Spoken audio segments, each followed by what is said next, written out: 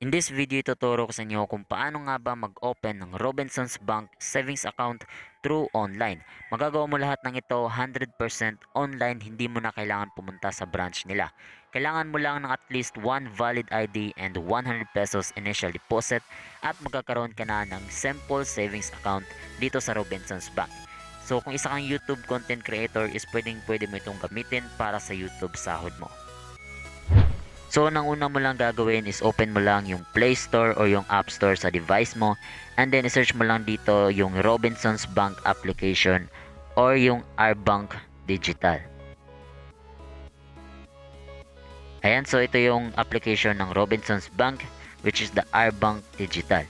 So makikita mo dyan na meron pa lang siyang 50,000 plus download. So ibig sabihin is bagong-bago pa lang itong online banking application ng Robinsons Bank. And meron pa lang siyang 3.1 star ratings. So normal lamang yan kasi nga bago pa lang itong application nito. So install mo lang and then click mo lang yung open.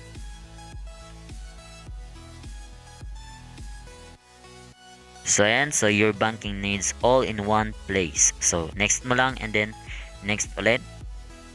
Pay bills and transfer funds, view your credit card transactions at any time. Easily locate Rbank branches and ATMs with your phone. So click mo lang itong get started.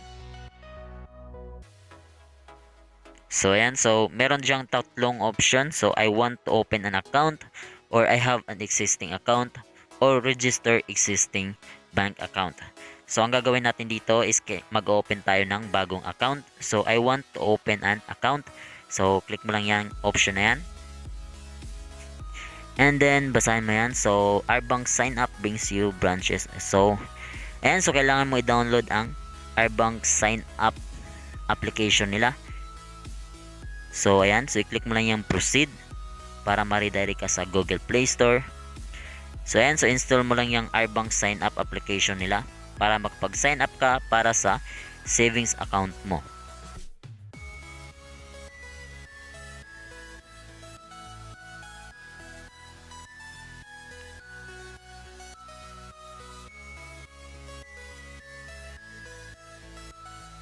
Ayan, so after mo ma-install, open mo lang.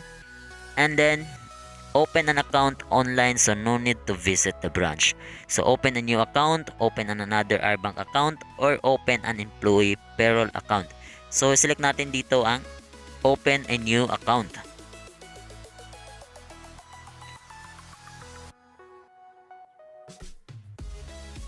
Ayan, so basahin mo muna yung terms and conditions nila.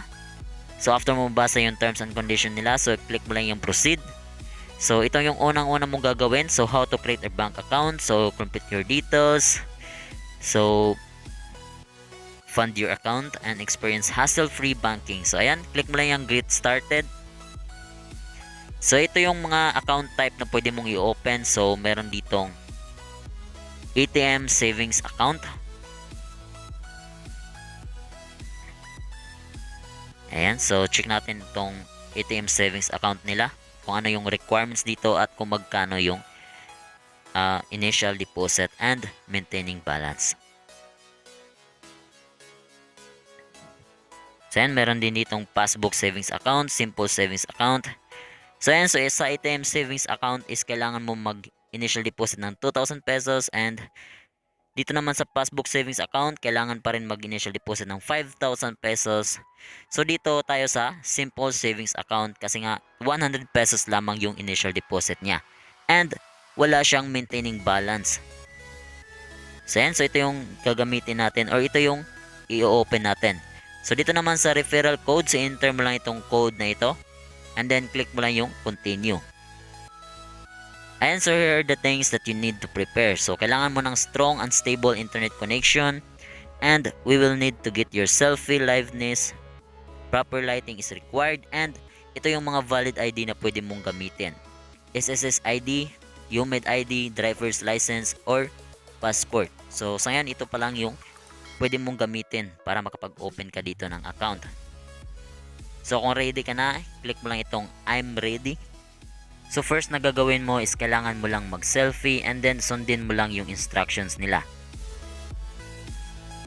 Ayan, so dito naman select your valid identification document. So kung ano yung gagamitin mo na ID is select mo lang dito. So UMID yung gagamitin ko and then click lang yung next. So after that is kailangan mo lang picturean yung valid ID na gagamitin mo. So kailangan clear yung pagka-picture mo. And then dito naman sa contact information, so ayan, fill upan mo lang ito. Your first name, middle name, ayan.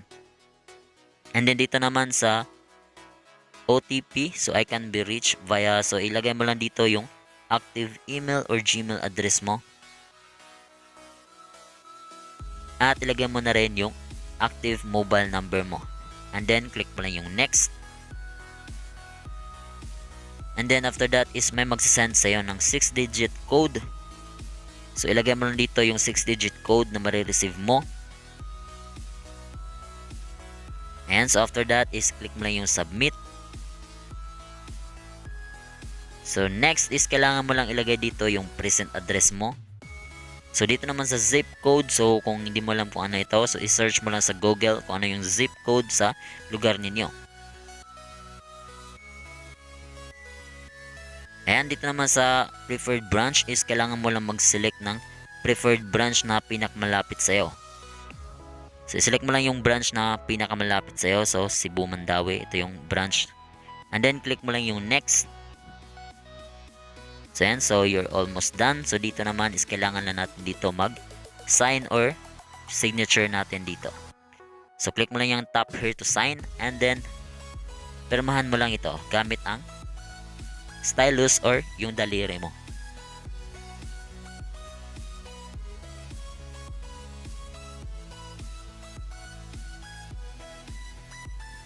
Ayan, so after that is click mo lang yung next. And then, i-review mo lahat ng information mo from your personal information, contact information, address information. So, lahat-lahat, i-check mo lahat. Make sure na tama lahat ng details na ilagay mo. So, kung may mali, click mo lang yung edit. Ayan, so kung wala naman is submit mo lang.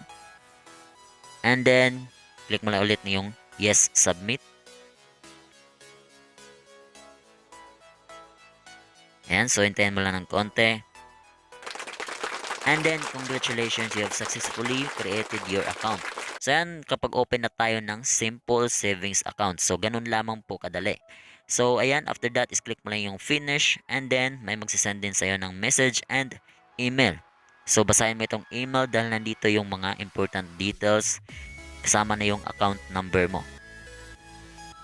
And so meron dang important information dito na in order for your account to remain active, you need to deposit at least 100 pesos within 30 calendar days. So, kailangan mo mag-deposit ng 100 pesos within 30 days. So, kung hindi ka makapag-deposit, is automatically mag-close yung account mo. Pero kapag nakapag-deposit ka na, so pwede mo siyang i-withdraw agad. Kahit zero yung maintaining balance is okay lang.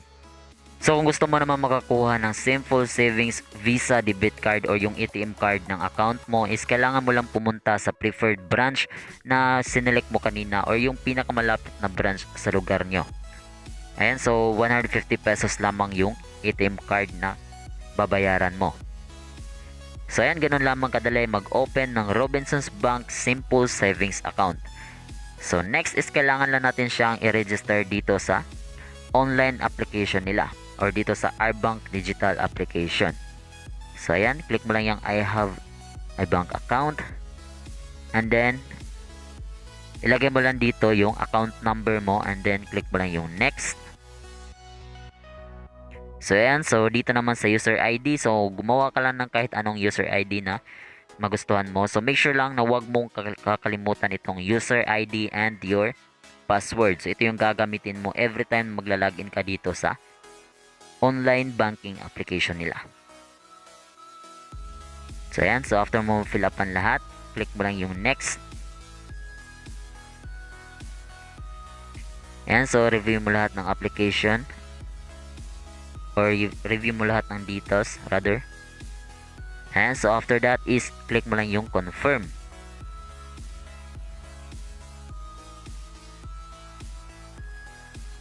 So yan, so ganun lamang kadali i-register dito sa online banking application yung simple savings account mo. So ayan. Ganun lamang kadali mag-open ng simple savings account dito sa Robinsons Bank. So kung nakatulong sa iyo itong video na to, please click the like button and don't forget to subscribe to my channel for more helpful tutorials na siguradong makakatulong sa iyo. So thank you for watching and God bless.